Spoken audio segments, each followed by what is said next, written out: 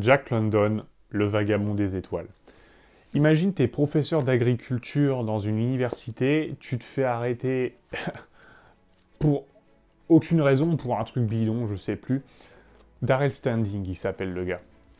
Il va aller en prison. En prison, bah tu sais, il y a les vieilles rapias comme dans Prison Break, T-Bag je crois. T'imagines une merde pareille que lui, qui va vendre les autres prisonniers pour se faire bien voir, et bah là, ce prisonnier va faire croire que d'autres prisonniers ont enterré de la dynamite, dont Darrell Standing, et comme on le voit comme quelqu'un d'intelligent, et bah il va être un peu dit comme commanditeur de cette potentielle attaque par les gardiens de prison. Ils trouveront évidemment jamais la dynamite, et en fait, il est mis dans une camisole de force.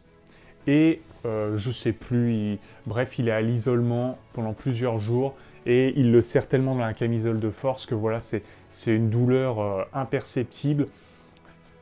Et quand il va être à cet isolement, il va avoir deux gars qui sont en fait en train de communiquer en morse, on va dire.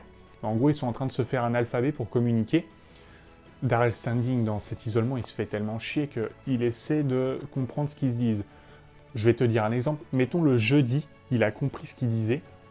Le vendredi, soit le lendemain, il comprend plus ce qu'ils disent alors qu'il croyait avoir capté le code.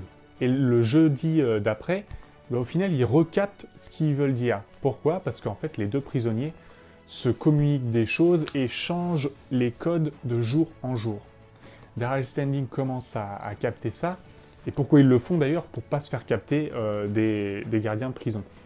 Et en fait, à travers ça, les deux autres prisonniers vont lui apprendre ce qu'est la mort en raccourci. Je crois que c'est bien ça le terme. C'est qu'en fait, la douleur est tellement insupportable à l'isolement et dans la camisole de force parce qu'ils sont serrés de partout, qu'en fait, la douleur décuple donc la relativité du temps et nous allonge un temps qui nous paraît interminable.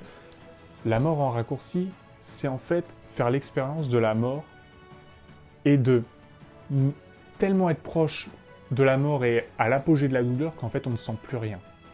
Et c'est à cet apogée qu'en fait Darrell Standing sent se sortir de son propre corps, se soulever au-dessus de la terre et prendre le rôle de quelqu'un d'autre à une époque n'importe laquelle. Donc en fait on va vivre la vie de plusieurs gars.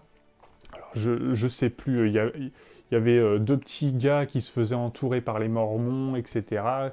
L'autre qui perdait son copain et machin.